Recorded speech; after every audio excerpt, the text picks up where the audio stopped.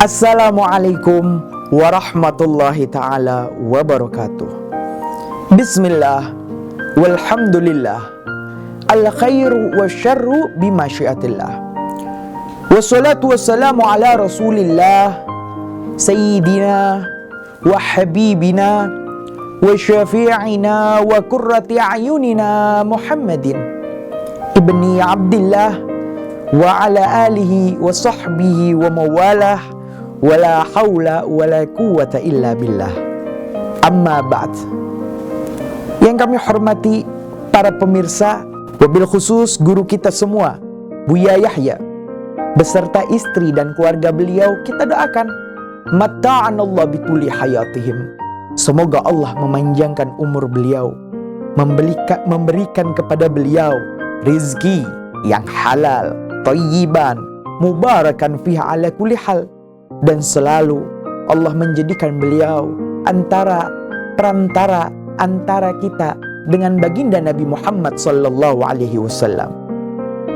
Para pemirsa dimanapun Anda berada, ketahuilah bahwasanya anak adalah amanat dari Allah subhanahu wa ta'ala.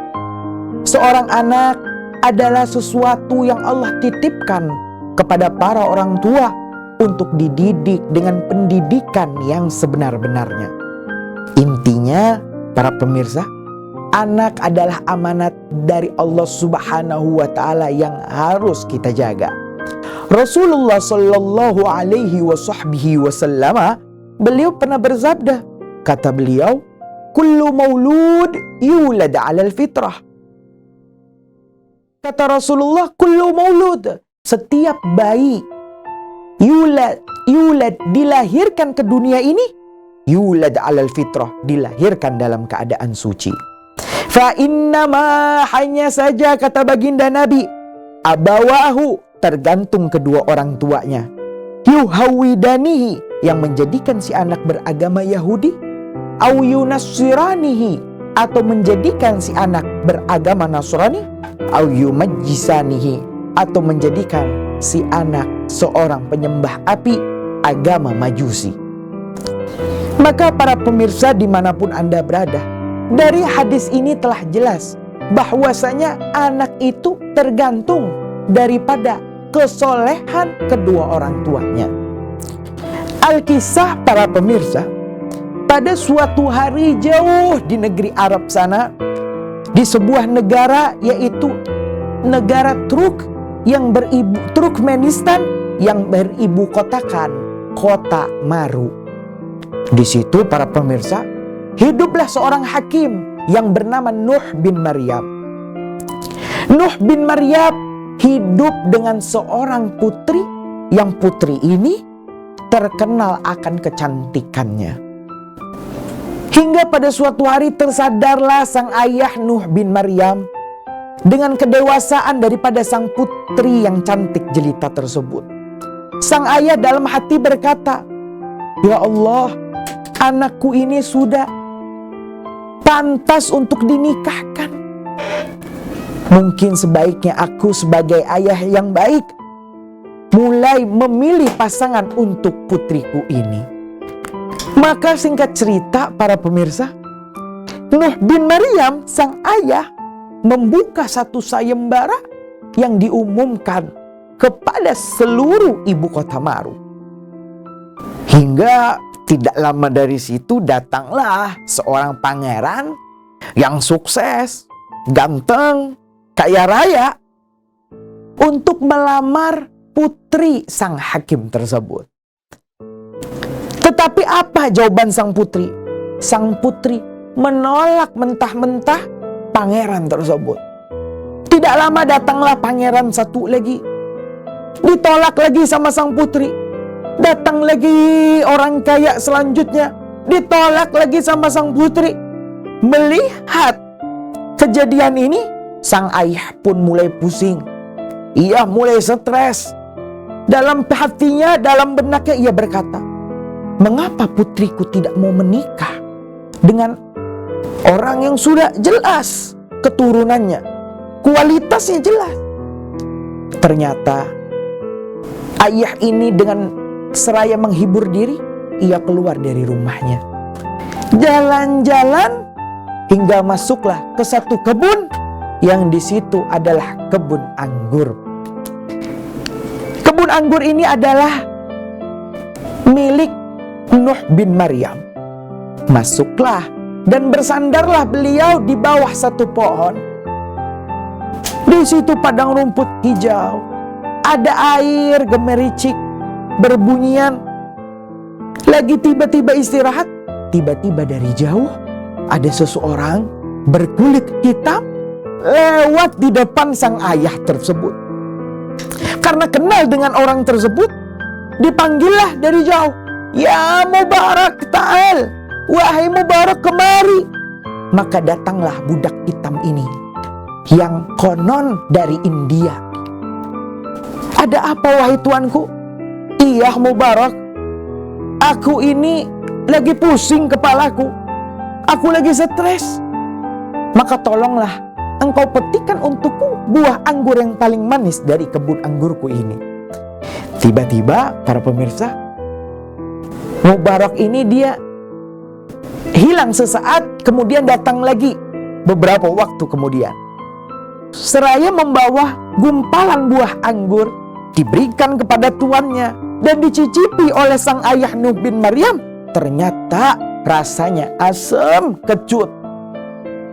Marahlah Nuh bin Maryam kepada Mubarak. "Wahai Mubarak, cari yang manis, jangan yang asam." Dicari lagi, dilihat sama Mubarak, mana kira-kira anggur yang paling manis. Tiba-tiba para pemirsa, dipetiklah satu anggur, diberikan kepada tuannya. Apa yang terjadi? Yang terjadi adalah yang diamakan oleh sang ayah itu adalah rasa yang asam dan kecut lagi. Sehingga timbullah kemarahan dari sang ayah tersebut dan berkata, "Wahai Mubarak, tidakkah engkau bisa membedakan mana buah anggur yang manis dan mana buah anggur yang masam?" "Iya tuanku, aku tidak bisa membedakannya." "Mubarak, engkau sudah 2 tahun kerja bersamaku di kebun anggurku dan engkau tidak pernah mencicipi buah anggurku." "Iya tuanku." "Ingatkah engkau wahai tuanku," kata Mubarak, 2 tahun yang lalu engkau memperkerjakanku dan engkau hanya berkata kepadaku untuk menjaga, membersihkan, merawat dan menyiram daripada kebun anggurmu tersebut. Dan engkau wahai tuanku sekali-kali tidak pernah menyuruhku untuk mencicipi satupun buah anggur dari kebunmu. Maka aku tidak akan mengkhianatimu wahai tuanku." Mendengar kisah ini, Nuh bin Maryam, dia tiba-tiba langsung pulang ke rumahnya, bertemu putrinya dan menceritakan kejadian yang terjadi di kebun anggur tersebut.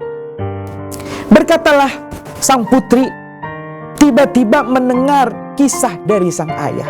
Sang putri berkata, "Wahai ayahku, jika engkau betul-betul benar-benar ingin menikahkanku, maka ketahuilah, sekarang ini juga nikahkanlah aku dengan Mubarak tadi, budak hitam dari India."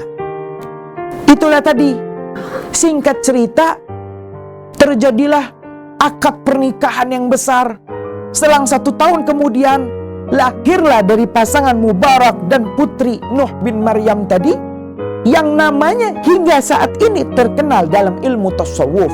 Itulah dia, seorang ulama besar, yaitu Abdullah bin Mubarak. Siapa yang tidak kenal Abdullah bin Mubarak? Kalau ada pertanyaan, mengapa bisa sampai mempunyai anak yang sebesar ini? Iya, karena orang tuanya adalah orang tua yang soleh dan soleha. Untuk dari itu, para pemirsa dimanapun Anda berada, apabila kita menginginkan keluarga yang sakinah mawaddah warahmah dan menginginkan anak-anak yang soleh dan soleha, hendaklah itu dimulai dari kita sebagai orang tua yang mendidik anak-anak umat Islam ini. Saya Al-Habib Hisham bin Alwi bin Muhammad Al-Habsyi menyatakan, merespon dan juga menganggap bagus dengan adanya program TV Al-Bahjah ini sebagai suatu perantara, wasilah, dan juga penyambung antara kita dengan baginda Nabi Muhammad SAW. Dan mudah-mudahan dengan adanya Al-Bahjah TV ini, maka kita betul-betul menjadi umat Nabi Muhammad SAW yang kenal dengan beliau dan cinta kepada Allah dan Rasulnya. Sekian saja dari saya. Wallahul muwaffiq ila aqwamit thoriq.